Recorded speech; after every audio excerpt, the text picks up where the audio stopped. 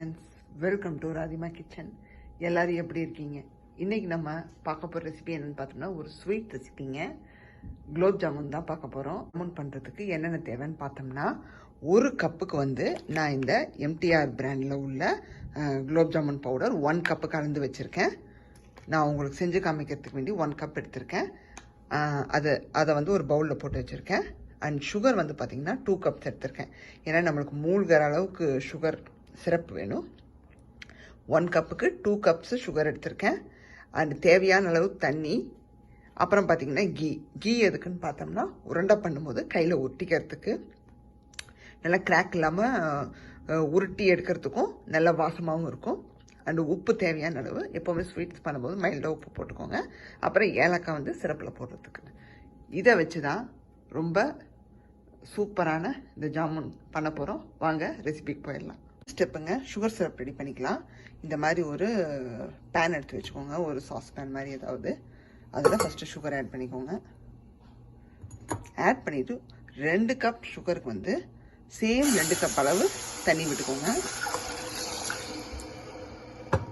இது நல்லா கரைஞ்சி வந்தால் போதுங்க.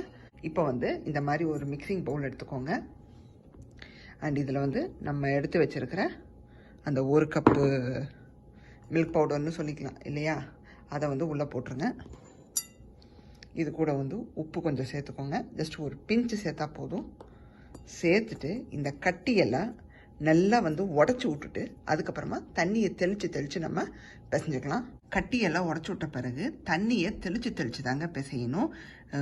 மொத்தமாக ஊற்றிடக்கூடாது. சப்பாத்தி மாவு மாதிரி ரொம்பவும் சாஃப்டாகவும் பிசைஞ்சிடக்கூடாது. இப்போ நான் ஒரு கையில் தண்ணி இப்படி பாருங்கள், இப்படி எடுத்துட்டு ஜஸ்ட், ஏன்னா இதுக்கு நீங்கள் நீங்கள் மாவை ஃபுல்லாக சேர்த்து பண்ணணும், எல்லா மாவையும் போட்டு நீங்கள் பண்ணணும்னு நினச்சிங்கன்னா கொஞ்சம் மாவு, ஒரு கரண்டி மாவை எடுத்து வச்சுருங்க. இன்கேஸ் உங்களுக்கு ரொம்ப ஸ்டிக்கி ஆயிடுச்சுன்னா நம்ம திரும்பவும் கொஞ்சம் மாவு போட்டு கொண்டு வரத்துக்காக. ஓகேங்களா? பிசையும் போதே பாருங்கள், ரொம்பவும் அழுத்தம் கொடுக்கக்கூடாது. அப்போ தான் இந்த மாவு ரொம்ப நல்லா வரும். தட் மீன்ஸ் நம்மளுக்கு இந்த இது பார்த்திங்கன்னா இந்த பால் பவுடர் நல்லா வரும். எனக்கு தெரிஞ்ச தண்ணி போதுமானதுன்னு நினைக்கிறேன். இதாங்க, அதுவே சரியாக போச்சு, எனக்கு எக்ஸ்ட்ரா தேவைப்படல. அண்ட் ரெண்டாவது, இந்த மாதிரி உங்களுக்கு டோ ஃபார்முக்கு வந்ததும் ரொம்ப போட்டு இப்படி நீக் பண்ணக்கூடாது. நம்ம சப்பாத்திக்கெல்லாம் இப்படி நீக் பண்ணால் தான் சாஃப்டாக இருக்கும்னு சொல்லியிருக்கேன். பட் இந்த ரெசிபி பொறுத்த வரைக்கும் நம்ம நீக் பண்ணக்கூடாது. அப்போ தான் உங்களுக்கு உடையாமல் ரவுண்டு ஷேப்பில் வரும். சிரப் நல்லா கொதிக்க ஆரம்பிச்சிருச்சுங்க. இந்த ஸ்டேஜில் ஏலக்காயை உள்ள சேர்த்துருங்க. சேர்த்துட்டு கொஞ்சமாக லெமன் ஜூஸ் சேர்த்துக்கோங்க. ஜஸ்ட் இந்த மாதிரி ஒரு ஃபியூ ட்ராப்ஸ் சேர்த்தா போதுங்க. அப்போ உங்களுக்கு அந்த சிரப் அதே லெவல்லையே இருக்கும். கம்பி பதத்துக்கு தாண்டாமல் அப்படியே தண்ணி பதத்துலேயே இருக்கும். இப்போ நல்லா உங்களுக்கு கொதி வந்துடுச்சு. ஆஃப் பண்ணிவிட்டு வச்சுருங்க. நம்ம ஃப்ரை பண்ணி ஆட் பண்ணும்போது அந்த டைமில் கொஞ்சம் சூடு பண்ணிக்கலாம். பார்த்தீங்கன்னா எண்ணெயை நான் ரெடி பண்ணி வச்சுட்டேன், ஊற்றி வச்சுட்டேன், ஸ்லோவில் வச்சுருக்கேன்.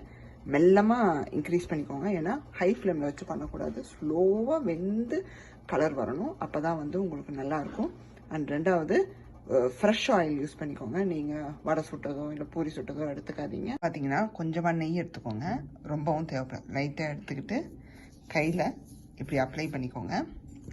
இதிலேருந்து ஒரு போர்ஷன் எடுத்து உங்களுக்கு எந்த சைஸ் வேணுமோ எடுத்துக்கோங்க. ஸ்மாலாக போட்டிங்கன்னா மீடியமாக வரும், மீடியமாக போட்டிங்கன்னா லார்ஜாக வரும். ஸோ அதை கவனத்தில் வச்சுக்கோங்க. இப்போ நான் இந்த அளவுக்கு எடுத்திருக்கேன். இதை நல்லா இப்படி பாம்பில் வச்சு இப்படி ப்ரெஸ் பண்ணிவிட்டு அண்ட் இப்படி ரோல் பண்ணிங்கன்னா, மெல்லமாக தான் ரோல் பண்ணணும். ரொம்ப ரொம்ப ரஃப்பாக யூஸ் பண்ணக்கூடாது. ஸோ நெய் எதுக்காக போடுறோன்னா, ஒரு ஸ்மெல், ஒரு நல்ல ஒரு ஃப்ளேவர் கிடைக்கும். பாருங்கள், சாரி, இங்கே வச்சு காமிக்குது, கிரேக்கே இல்லை பாருங்கள், ஒரு துளி கூட வெடிப்பு இல்லாமல் வந்துருக்கு. இந்த மாதிரி இன்னொன்று பண்ணி காமிக்கிறேன்.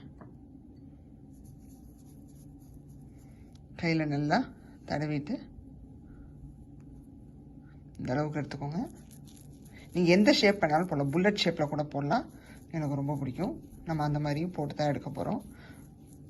ஸோ இந்த மாதிரி நல்லா உருட்டிக்கோங்க. பாருங்கள், கிராக் இல்லாமல் வந்துடும். நான் எல்லாத்தையுமே உருண்டை போட்டாச்சுங்க. கிட்டத்தட்ட எனக்கு 20 பால்ஸ் வந்துச்சு. 4 வந்து இந்த புல்லட் ஷேப்பில் போட்டு வச்சுருக்கேன். அண்ட் ஒன்று கூட பாருங்கள் கிராக்கே வரல எனக்கு. அதான் சொல்ல வரேன், மாவு வந்து ரொம்ப அழுத்தம் கொடுக்காதீங்க. ஸோ தட் நம்ம வந்து உருண்டை பிடிக்கும் போது இந்த மாதிரி நல்லா வந்து உங்களுக்கு ஸ்மூத்தாக வரும். இன்னொன்றுங்க, நம்ம ஃப்ரை பண்ணி எடுத்ததும் டைரெக்டாக சிரப்பில் போடாதீங்க. இந்த மாதிரி ஒரு பேப்பர் டவலில் வச்சுட்டு அதுக்கப்புறமா போடுங்க. இப்போ வந்து ஒரு பாலை போட்டு பார்த்தலாம் என்ன சூடாயிடுச்சான்னு.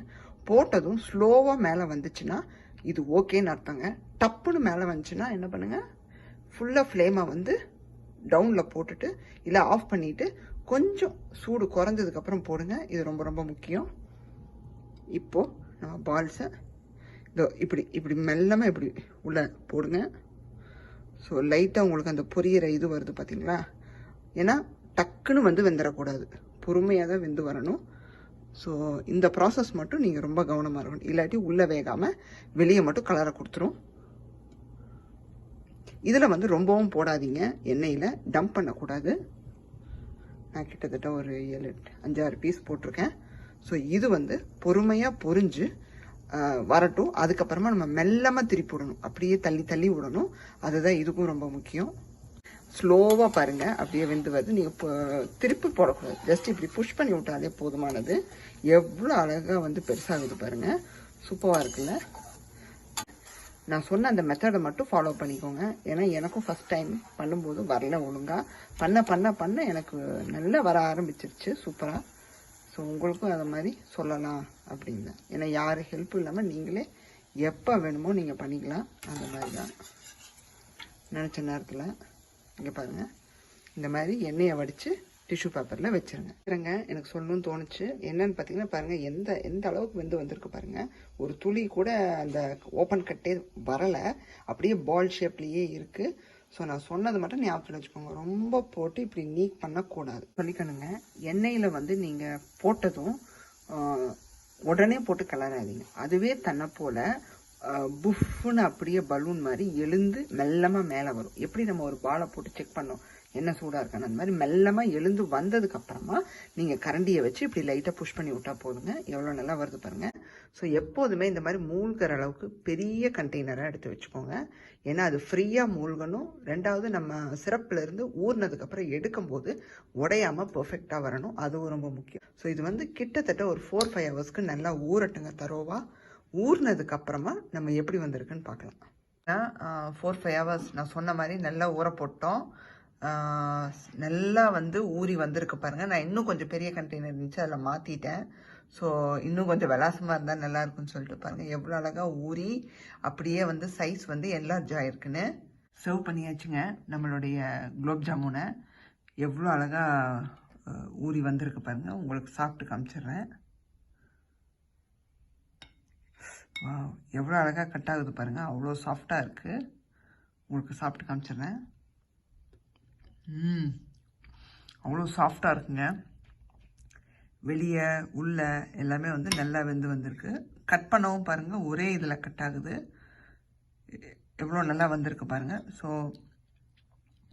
என்னோடய மெத்தட்ஸ் எல்லாம் பார்த்துருப்பீங்க. ஸோ அதே மாதிரி நீங்களும் வீட்டில் பண்ணி பாருங்கள், நல்லா வரும், சூப்பராக வரும்.